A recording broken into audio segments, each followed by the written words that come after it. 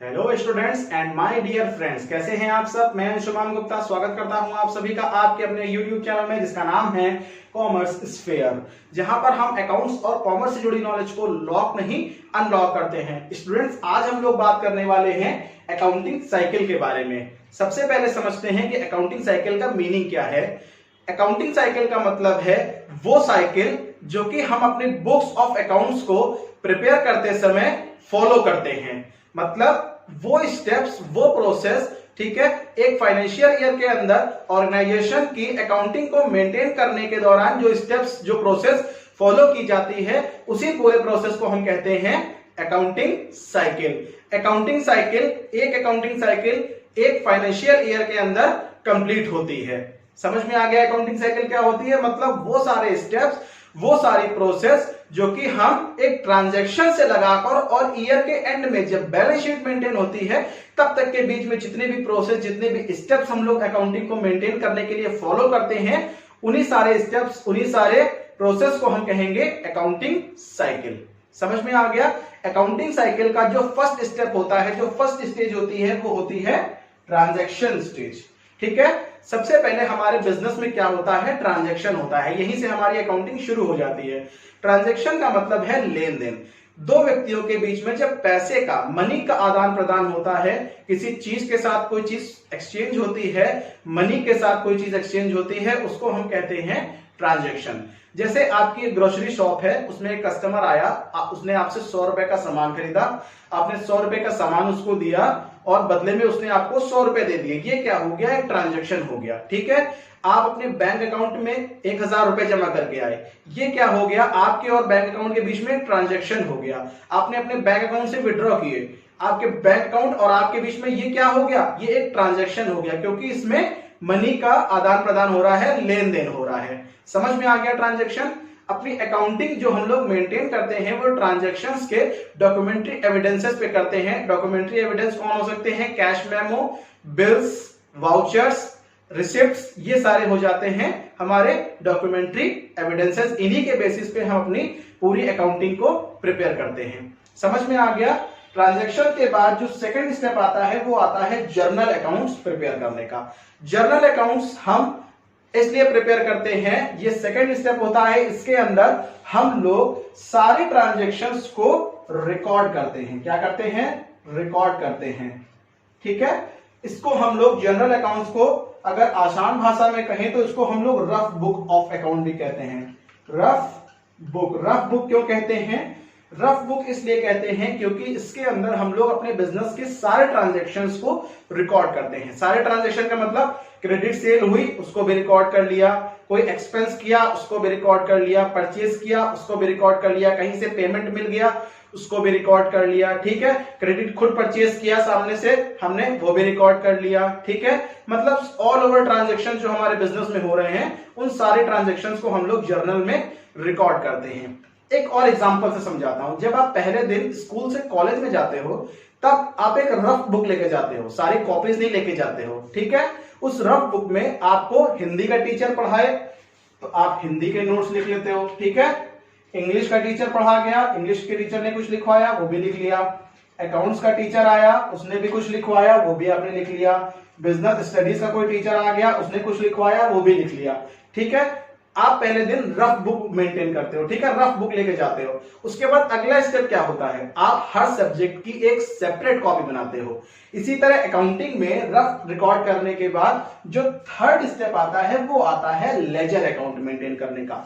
Ledger account क्या होता है, लेजर अकाउंट के अंदर हम लोग सारे ट्रांजैक्शंस को एक अलग अलग हेड्स वाइज क्लासिफाई करके रिकॉर्ड करते हैं। मतलब परचेज के जितने भी ट्रांजैक्शन हुए वो परचेज की हेड में लिख दिए, सेल के जितने भी ट्रांजैक्शन हुए वो सेल की हेड में लिख दी।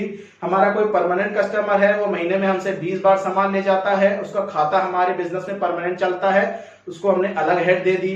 क्रेडिट सेल को अलग हेड दे दी, एक्सपेंसेस को अलग हेड दे दी। हम कई सारी कमोडिटीज में डील कर रहे हैं तो हर कमोडिटी की अलग हेड दे दी।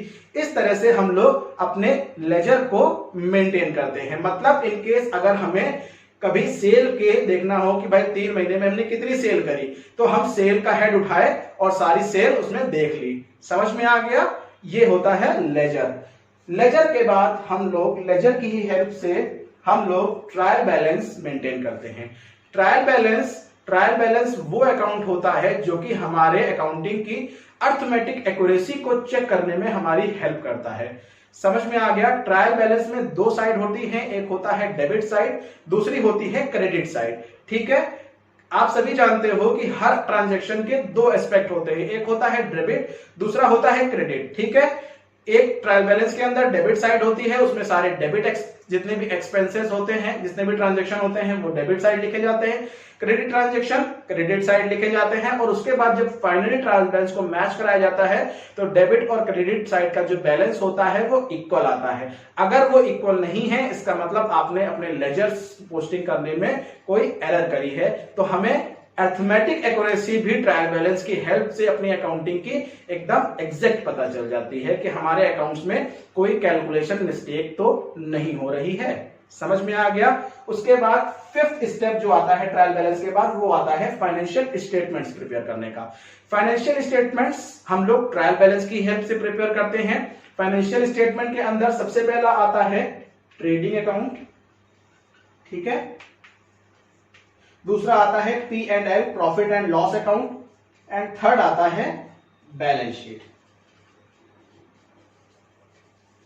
ठीक है, ट्रेडिंग अकाउंट से हमें ग्रॉस प्रॉफिट और ग्रॉस लॉस के बारे में पता चलता है, मतलब टोटल ग्रॉस हमारा प्रॉफिट या ग्रॉस लॉस हमें कितना हुआ। ठीक है, उसके बाद हम लोग P&L अकाउंट बनाते हैं, प्रॉफिट एंड लॉस अकाउंट। इसमें ग्रॉस प्रॉफिट या लॉस में से हम सारे एक्सपेंसेस को, मतलब जितने भी अगर हमने प्रॉफिट कमाया है तो उस प्रॉफिट को कमाने में हमने क्या क्या खर्चे करे हैं। ठीक है, P&L अकाउंट में उन सारे एक्सपेंसेस को डिडक्ट करते हैं। P&L अकाउंट की हेल्प से हम लोगों को प्रॉफिट एंड लॉस अकाउंट मिलता है। सॉरी, इससे हमें नेट प्रॉफिट या नेट लॉस के बारे में पता चलता है। P&L अकाउंट से हम लोग को नेट प्रॉफिट या नेट लॉस के बारे में पता चलता है। उसके बाद हमारा जो लास्ट स्टेप होता है वो होता है बैलेंस शीट मेंटेन करने का। बैलेंस शीट के अंदर हम लोग एक एसेट साइड और दूसरी लायबिलिटीज साइड, एक तरफ सारी एसेट्स लिखते हैं, दूसरी तरफ सारी लायबिलिटीज लिखते हैं, और दोनों को अगर हमारी बैलेंस शीट, हमारी अकाउंटिंग अच्छे से बिना किसी एरर के प्रिपेयर हुई है तो हमारी बैलेंस शीट जो होती है वो फाइनल में आके मैच हो जाती है। मतलब हमारी एसेट्स जो होती हैं और हमारी जो लायबिलिटीज होती हैं उनका बैलेंस जो होता है वो एकदम इक्वल आता है। समझ में आ गया? ये पूरी हमारी अकाउंटिंग साइकिल ऐसे चलती है। अगर आप ग्रेजुएशन लेवल पे पढ़ोगे तो इसमें और भी कई स्टेप्स इन्वॉल्व हैं, जैसे कम्युनिकेट करना। ठीक है, हमने अपने फाइनेंशियल स्टेटमेंट बना लिए, अब पब्लिक के साथ कम्युनिकेट करना। कम्युनिकेट करने का मतलब है कि शेयर होल्डर्स को अपना बताना, डिस्क्लोज करना, पब्लिक में बताना, डिस्क्लोज करना। ठीक है, अपने फाइनेंशियल स्टेटमेंट को, भाई हमने इस साल इतना प्रॉफिट कमाया, ठीक है, पिछली बार से ज्यादा कमाया, ये सारी इंफॉर्मेशन, ये ग्रेजुएशन लेवल पे जब आप जाओगे तो आपको अकाउंटिंग साइकिल में और स्टेप्स इन्वॉल्व होंगे। 11th स्टैंडर्ड के हिसाब से बेसिकली ये 5 स्टेप्स ही आते हैं। सबसे पहले हमारे बिजनेस में ट्रांजैक्शन हुए, ट्रांजैक्शंस को हम लोगों ने रफ बुक जर्नल में रिकॉर्ड किया, जर्नल में रिकॉर्ड करने के बाद लेजर में उसको क्लासिफाई किया अलग अलग हेड्स वाइज। क्लासिफाई करने के बाद हम लोगों ने ट्रायल बैलेंस बनाया, इससे हमारी अर्थमेटिक एक्यूरेसी चेक होती है। ठीक है, और ट्रायल बैलेंस की ही हेल्प से हम लोगों ने फाइनेंशियल स्टेटमेंट्स प्रिपेयर किए।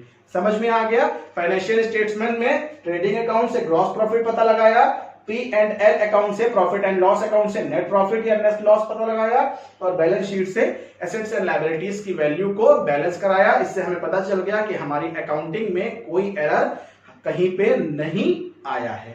अच्छे से समझ में आ गए? अगर वीडियो अच्छी लगी हो तो लाइक करें, चैनल को सब्सक्राइब करें, अपने फैमिलीज फ्रेंड्स में वीडियो को शेयर करें। मिलते हैं नेक्स्ट वीडियो में नेक्स्ट टॉपिक के साथ, तब तक के लिए बाय बाय, थैंक यू।